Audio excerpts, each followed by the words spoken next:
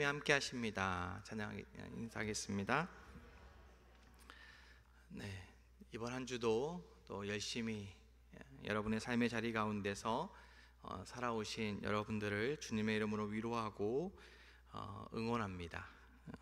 고생했다고, 수고했다고 우리 주님께서 여러분들을 위로하시고 응원하시는 줄 믿습니다. 한 주의 일과를 마치고 노곤한 몸을 이끌고 이 자리에 나오신 여러분들의 모습을 보면 하나님께서 얼마나 귀하게 여기실까 하는 생각이 듭니다. 특별히 어제 오늘 우리 교회 뭐가 있었죠? 김장이 있었는데 김장까지 하시고 오신 분들도 꽤 되시네요. 참 귀하다는 생각이 들고 이른 아침부터 한 40여 분 정도 오셔서 김장을 하셨는데 아주 재밌게 또 열심히 맛있게 김장을 했습니다. 앞으로 식사하실 때마다 맛있는 김치가 올라올 텐데 드시는 분들은 봉사부를 비롯해서 수고해 주신 분들께 감사한 마음을 가지고 드시면 좋겠습니다. 왜 이렇게 짜니 맛없니 이런 얘기 하지 마시고 맛있게만 드셔주시길 바랍니다. 짜면 제 땀이 좀 더 들어갔습니다. 그런 줄 아시고 그냥 맛있게 드시면 되겠습니다. 다시 한번 인사하실 때는요, 이렇게 인사하겠습니다. 하나님의 평강이 당신의 삶에 넘쳐나기를 축복합니다. 이렇게 이렇게 하지 마시고 어려우니까 우리 찬양을 통해서 다시 한번 진정한 마음을 담아서 우리 축복하면 좋겠습니다. 우리 평화 하나님의 평강이라고 하는 찬양인데요, 여러분의 마음의 진심을 담아서 여러분들을 축복해 주면 좋겠습니다.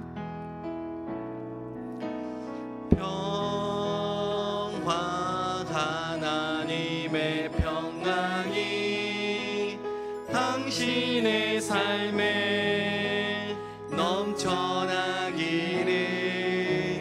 평화 하나님의 평강이 당신의 삶에 가득하기를 축복합니다.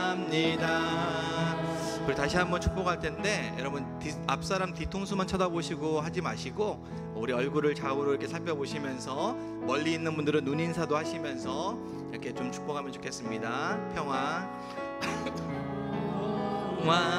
하나님의 평강이 당신의 삶에 넘쳐나기를. 평화 하나님의 평강이 당신의 삶에 가득하기를 축복함. 다시 한번 기쁨, 하나님의 기쁨이, 기쁨 하나님의 기쁨이 당신의 삶에 넘쳐나기를. 기쁨 하나님. 여러분 자신의 삶에, 나의 삶에 가득하기를 축복함. 마지막으로 소망, 하나님의 소망이, 소망 하나님의 소망. 우리 모두에게 당신의 삶에 넘쳐나기를. 소망, 소망 하나님의 소망이 당신의 삶에 가득하기를 축복합니다. 아멘. 이 찬양의 가사가 여러분의 삶의 가운데 깊숙하게 들어가시기를 주님의 이름으로 축복합니다. 여러분 평안하십니까? 평안하셔요? 네, 설교 안 해도 될 것 같습니다. 6년 전쯤에요, 어느 우리 교회의 한 장로님께서 교회 게시판에 글을 쓰신 적이 있습니다. 여러분 기억하시는지 모르겠지만 저는 그 글을 아직도 기억을 하고 있습니다. 참 인상 깊었던 글인데, 우리 교회 한 장로님이 멀리 사시는 장로님이신데 글 제목이 별일 없으시지요 라고 하는 글이었습니다. 그래서 제가 오늘 찾아보니까 있더라고요. 그래서 그 글을 내용을 보면요, 장로님은 늘 별일 없으시지요 라고 하는 인사를 자주 하신다고 합니다. 자신도 모르게 사용하는데 습관이 되었다라는 거예요. 언젠가부터 계속 별일 없으시지요 라고 인사를 한다라는 거예요. 왜 그렇게 인사하는가 보니까 이제 옛날 이야기를 쭉 쓰셨어요. 옛날에 그때가 이제 글을 쓰신 때가 8월 달이라 장마철이 이제 끝나갈 때쯤이니까 장마철 이야기를 하시면서, 장마철이 되면 목사님 사택이 자주 침수되고 또 교회 지붕은 비가 새고 해서 비가 오면 교인들이 비상인 거예요. 그래서 교회에 모여가지고 교회 부엌에 고인물들을 퍼내고 지붕을 보수하고 이러한 일들을 많이 하셨다고 합니다. 그리고 이제 장로가 되니까 이렇게 비가 오거나 뭐 어떤 일이 있으면 선배 장로님들이 그렇게 전화를 하셨대요. 교회에 별일 없냐고 빨리 가보라고. 그래서 막 가서 보고 별일 없으면 별일 없습니다 이렇게 안심을 시켰다라고 그렇게 전하는 일이 많았다고 합니다. 그래서 그런지 지금도 그것이 몸에 배어 있어서 늘 교회에 오면은 첫 인사가 별일 없어요 라고, 뭐 부목사들이나 뭐 집사님이나 이렇게 만나시면 그렇게 인사를 한다고 합니다. 그런데 마지막에 이렇게 쓰셨어요. 그렇게 별일 없지요 라고 하는 5글자의 인사를 하지만 그분의 그 마음에는 어떤 마음이 있냐면 마음속으로 이렇게 말씀하신다는 거예요. 교회 내 시험에 빠진 자가 없지요, 이단의 침입은 없지요, 교회 내에 급한 일은 없지요 하면서 우리 하나님께서 우리 교회에 별일이 없도록 지켜주시기를 기도한다 라는 그런 마음을 가지고 글을 마치셨습니다. 보통 이제 안녕하셨어요, 별일 없으셨어요 라고 인사를 하면 그냥 의뢰하는 그런 인사말이잖아요.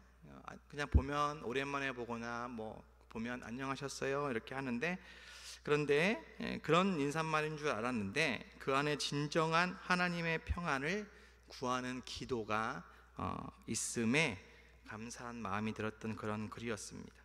우리 한영교회의 저희 교육자들이 또 성도님들이 평안한 삶을 살아가고 있는 이유 중에 하나가 이분들의 이런 편안하셨어요 라고 하는 별일 없으시지요 라고 하는 이런 인사말 안에 있는 그 기도가 있기 때문이라는 사실에 또 감사하기도 했습니다.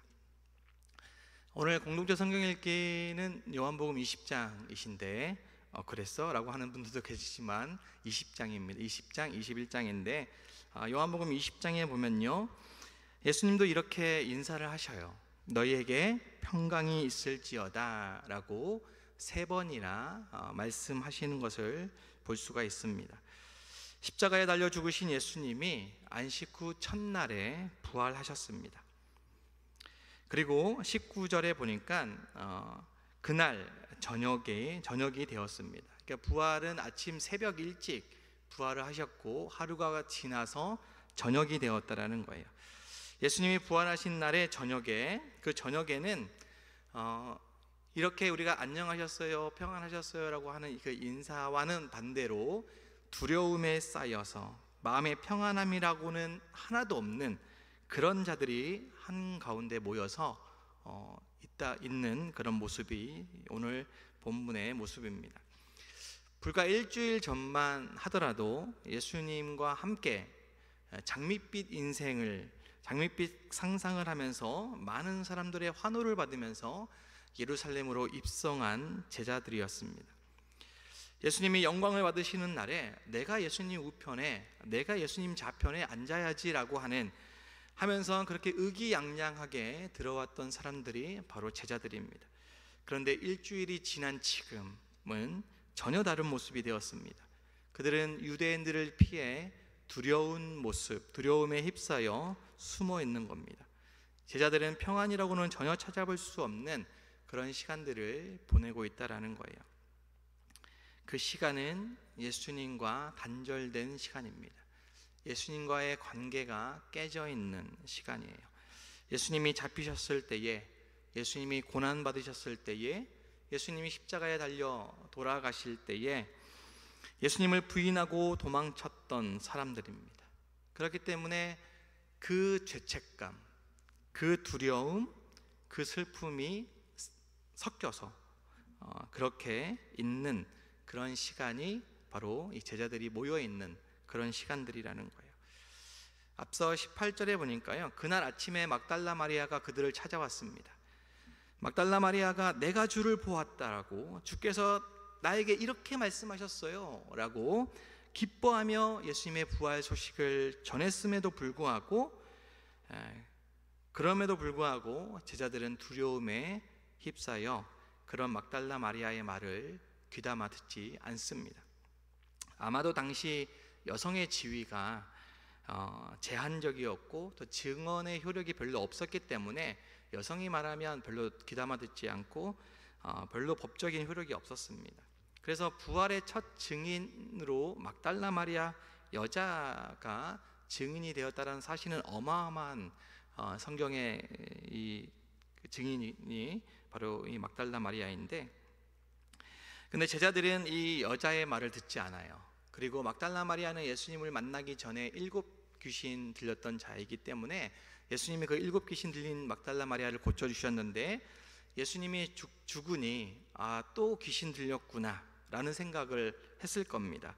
그래서 더 무시했을 거야. 저것도 귀신 들렸네 라고 하면서 이상한 소리를 하네 라고 예수님이 부활했다고 하는 그런, 제자들은 자신들의 편견에 휩싸여서 불신하게 되고 더욱더 막연한 그런 두려움과 불안에 쌓이게 됩니다. 혹시 유대인들이 자신들을 발견하게 될까봐, 그래서 예수님처럼 저렇게 십자가에 자신들을 못 박게 될까봐 문을 닫습니다. 문을 닫았더니 라고 19절에 나오는데, 이 말은 그냥 우리가 문을 그냥 닫는 그런 표현이 아니고 헬라어 원문에 보면 걸어 잠궜다라는 단어의 의미가 있습니다. 그러니까 그냥 하나의 문을, 정문을 닫은 게 아니라 정문도 닫고 창문도 닫고 2중 3중으로 다 닫았다라는 거예요. 아무도 들어오지 못하도록 철통으로 문을 닫았다라는 겁니다. 그렇게 문을 닫고 있는 그들의 마음도 역시나 문이 닫힙니다. 이들이 잠근 것은 문만 잠근 것이 아니라 진짜 잠근 것은 이들의 마음이었다라는 거예요. 두려움으로 인해서 예수님을 향한 마음을 닫아버립니다. 그동안 하셨던 예수님의 말씀이 비집고 들어갈 틈이 없이 꽁꽁 문을 닫아버리고 맙니다. 잠궈버렸어요. 어느 누구도 그 집에 들어갈 수도 나갈 수도 없는 상태입니다. 뿐만 아니라 이들의 마음속에도 아무도 들어갈 수 없습니다. 두려움이라고 하는, 불안이라고 하는 마음 외에는 그 안에 자리 잡을 수가 없도록 철저하게 잠겨있는 상태가 바로 이 제자들의 상태입니다. 그런데 그때 우리 예수님이 그들을 찾아오십니다. 굳게 닫힌 그 문, 2중 3중으로 잠겨있는 그 문은 아랑곳하지도 않으시고, 그 제자들의 불안한 마음, 두려운 마음에는 아랑곳하지도 않으시고 예수님이 찾아오셨다라는 거예요. 19절의 말씀에 보니까 예수께서 오사 가운데 서서라고 말씀하시는데, 한번 읽어보도록 하겠습니다. 이날 시작. 이날 곧 안식 후 첫날 저녁 때에 제자들이 유대인들을 두려워하여 모인 곳에 문을 닫았더니 예수께서 오사 가운데 서서 이르시되 너희에게 평강이 있을지어다. 아멘. 예수님은 부활하신 몸으로 시간을 초월하시고 공간을 초월하시며 두려움에 쌓여 굳게 닫혀있는 문을 뚫고 제자들에게 찾아오십니다. 그냥 찾아오시는 게 아니라 그 가운데 한 복판에 서셔서 말씀하시는 거예요. 그리고 가장 먼저 그들에게 인사합니다. 너희에게 평강이 있을지어다. 사실 이제 이 인사는 그냥 의뢰하는 인사와 똑같습니다. 우리는 나라 말로 안녕하세요라고 하는, 안녕하냐라고 하는 말이죠. 이스라엘 백성들이 만나거나 헤어질 때 그냥 평상시에 하는 그런 인사입니다. 히브리어로는 뭐죠? 여러분은 히브리어에 능하기 때문에 샬롬이고요. 네, 헬라어로는 에이레네라고 하는 단어를 가지고 있는데, 그냥 의뢰하는 인사입니다. 우리가 안녕하세요라고 했을 때 저분이 진짜 안녕한지 아니면 안녕하지 않은지에 대해서 궁금해서 빨리 얘기하라고, 당신이 안녕한지 안 안녕한지 빨리 얘기하라고 그렇게 인사하는 경우는 드물죠. 그냥 의례적으로 하는 인사로 여기며 또 우리도 듣는 우리도 안녕합니다, 안녕하시죠 이렇게 하고 그냥 지나가는 그런 인사입니다. 저희 어머니가 요즘에 초등학교 앞에서 깃발을 들고 그 교통안전 지도를 하시는 분들 있잖아요. 초등학교 근처에 저희 어머니가 그 어렵다는 그것을 따내서 요즘에 아주 기쁜 마음으로 그것을 하고 있습니다. 한 달의 수입이 그래도 조금이지만 도움이 되기 때문에 그거가 안 되면 11월 말에 또 추첨을 한다니까 여러분 기도해 주시기 바랍니다. 우리 어머니 마음이 지금 이거 안 될까 봐 지금 안절부절인데 기도해 주세요. 지금 설교를 듣고 계시거든요. 여러분 기도해 주셔야 됩니다. 근데 이제 이걸 하다 보니까 요즘 아이들이요 인사를 잘 안 한대요. 이렇게 어른들이 이렇게 하고 있으면 오면은 뭐 인사를 해야 되는데 인사를 전혀 안 한다고 합니다. 그래서 저희 어머니는 대문자이기 때문에 먼저 인사를 합니다. 안녕하세요 라고 이제 애들한테 인사를 하죠. 그러면 아이들도 이렇게 쭈뼛쭈뼛하면서 안녕하세요 라고 이렇게 인사를 한다는 거예요. 그러니까 처음에는 그렇게 먼저 다가가서 안녕하세요 안녕하세요 매일 그렇게 인사를 하니까 이제는 보는 아이들이 반갑게 이렇게 인사를 한다는 거죠. 어젠가 그젠가에는 그제인 것 같은데 이렇게 인사를 하는데 매일 아침 그렇게 인사를 하는데 갑자기 1학년 여자아이가 갑자기 저희 어머니 옆에 와서 이렇게 톡톡 치면서 이렇게 인사를 하더랍니다. 어머니가 딴 데 보고 계셔가지고 이 아이를 못 본 거예요. 근데 왜 자기한테는 인사를 안 하냐라는 걸로 와서 이렇게 인사를 한다는 거죠. 의례적으로 인사를 하였지만 그래도 어머니 입장에서는 아이들이 귀엽고 또 손주들 같으니까 마음을 담아서 이렇게 인사를 했더니 그 아이들도 그 마음을 잘 받아주는 것 같다라고 말씀하셨습니다. 여하튼 오늘 이제 예수님이 이렇게 인사를 하는 것은 그런 인사 정도로 생각할 수가 있는데 실제 이제 예수님이 인사하신 것은 그렇게 인사하신 것이 아니라는 거예요.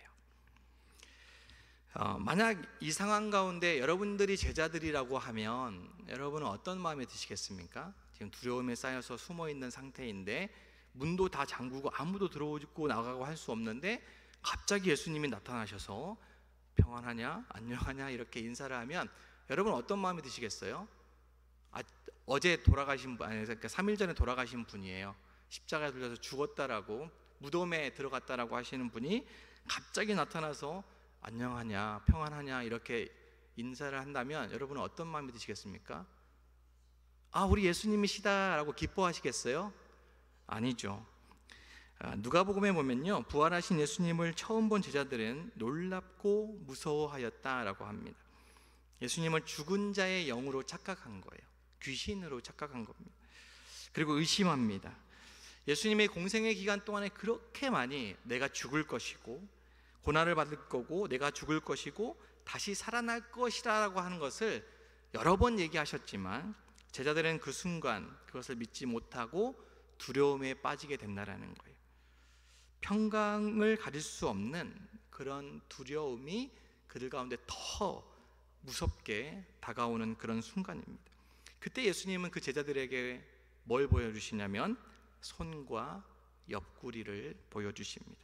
십자가에 못 박힌 손, 창에 찔린 옆구리를 제자들에게 한 명 한 명 보여주시면서 말씀하십니다. 너희에게 평강이 있을지어다 라고 말씀하십니다. 예수님은 죽은 자의 영이 아니라 부활하신 영으로만 살아나는 것이 아니라 실제의 살과 뼈를 가지신 완전한 육체를 가지고 부활하셨다라는 것을 제자들에게 한 명 한 명 보여주시면서 너희에게 평강이 있을 것이다 라고 말씀하시는 겁니다. 여러분, 예수님과의 관계가 끊어졌을 때는 말할 수 없는 두려움과 불안 가운데 평강이라고는 찾아볼 수 없는 그런 순간이었습니다. 하지만 예수님이 찾아오셔서 못자국 난 손과 발을 보여주시고 창에 찔리신 옆구리까지 보여주시면서 제자들을 안심시키며 평강의 인사를 말씀하십니다. 그제서야 제자들은 예수님의 말씀이 생각나고 그래서 결국엔 기뻐하게 되었다라고 말씀합니다. 26절에 보니까 8일이 지난 후에도, 그때는 도마가 없었는데 도마와 함께 있는 그 자리에 예수님께서 오셔서 너희에게 평강이 있을지어다 라고 똑같이 인사를 하셨습니다. 이렇게 3번이나 반복해서 제자들을 향해서 평강이 있을지어다 라고 인사하는 것은 의례적인 인사가 아니라는 것을 보여주고 있습니다. 예수님은 사랑하는 제자들이 그 두려움과 불안에서 벗어나고 그들 안에 진정한 평강이 있기를 원하셨다라는 거예요. 죽음을 이기시고 부활하신 그 예수님으로 인하여 모든 두려움이, 모든 불안이 더 이상 문제가 되지 않음을 선포하고 계시는 겁니다. 이미 며칠 전에 예수님이 제자들에게 말씀하신 거예요. 요한복음 14장 27절입니다. 한번 읽어보겠습니다. 시작.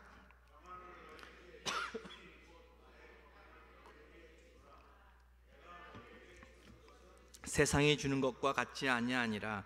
너희는 마음에 근심하지도 말고 두려워하지도 말라. 아멘.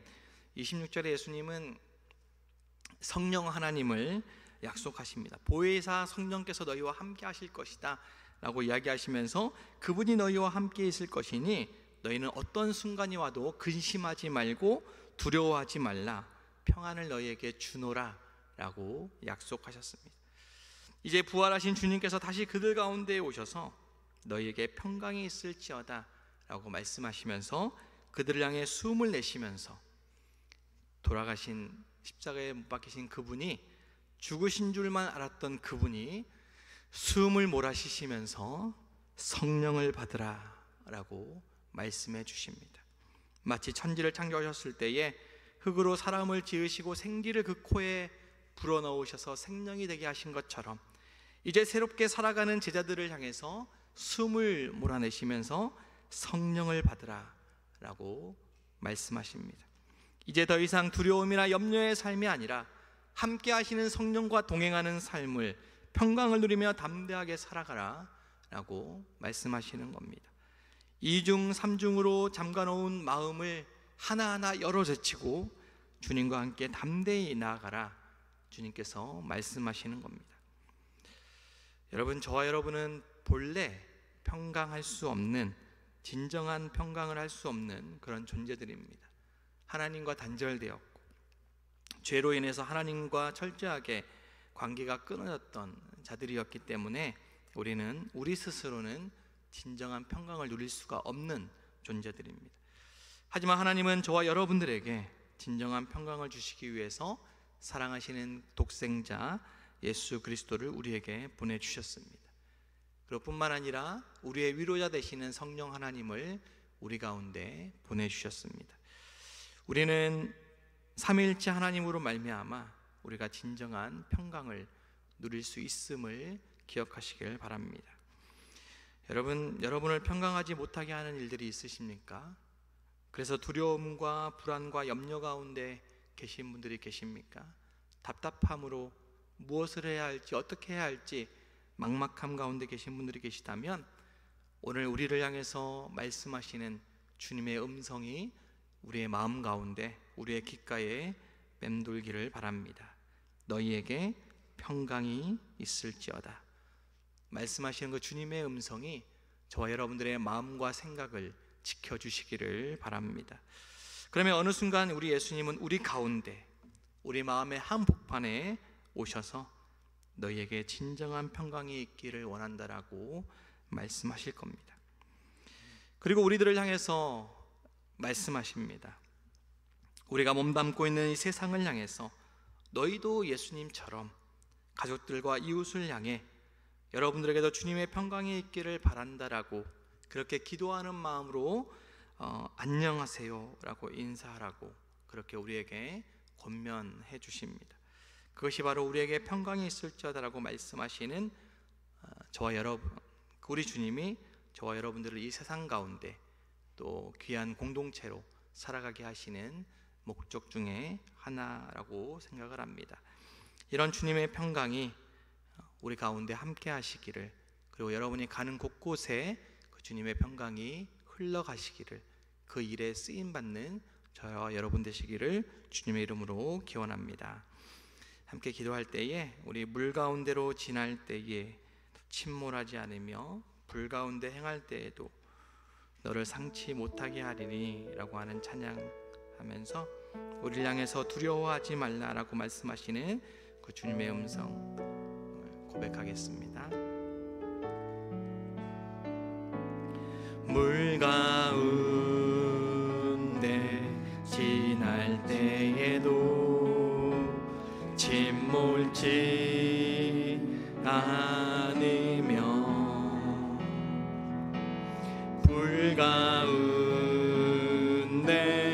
행할 때에도 너를 상치 못하게 하시리. 너를 치며 하여 부르신 하나님 큰 사랑, 너를 구속하여 살리신 하나님 내게 말씀하시네.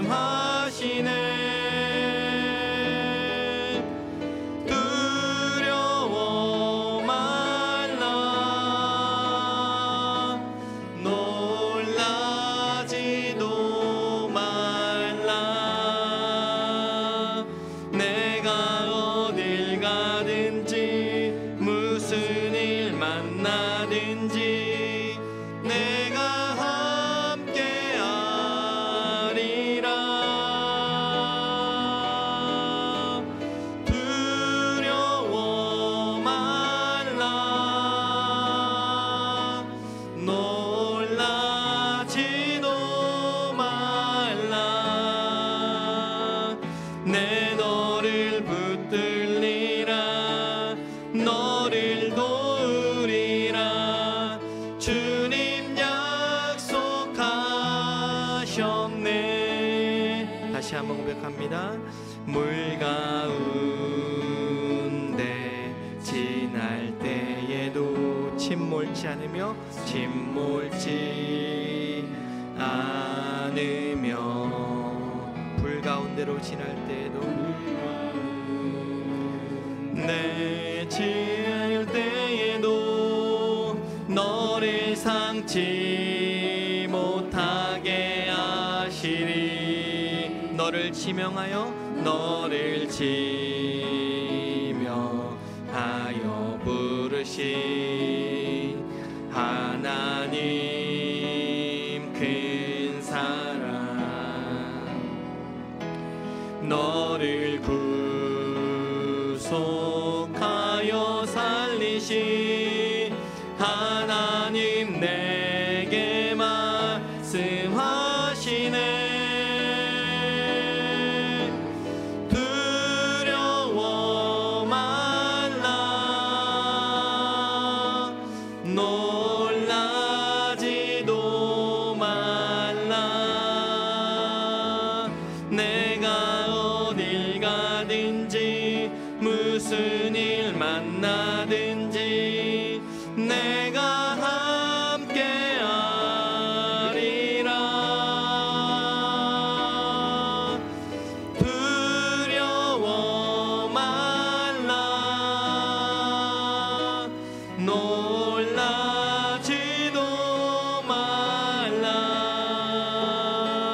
내 너를 붙들리라, 너를 도우리라. 주님 약속하셨네. 두려워 말라, 놀라지도 말라. 두려워 말라,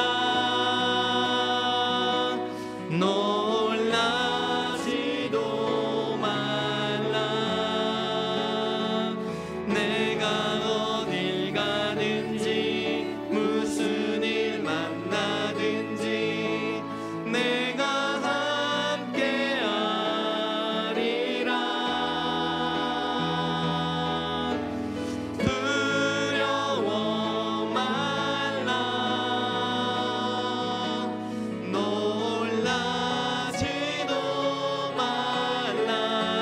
너를 붙들리라 내 너를 붙들리라 너를 도우리라 주님 약속하셨네.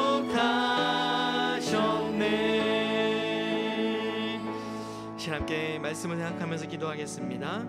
성령 하나님, 이 시간 저희의 기도를 인도하여 주시옵소서. 지난 한 주간의 삶을 돌아보며 회개하오니 저희를 긍휼히 여겨 주시옵소서. 두려움과 염려 가운데 있는 삶의 자리 한가운데에 주님이 계심을 잊지 않게 하여 주시옵소서. 너에게 평강이 있을지어다 말씀하시는 주님의 음성으로 세상에 줄 수 없는 참 평안을 누리게 하여 주시옵소서라고 우리 함께 기도하도록 하겠습니다. 기도하겠습니다.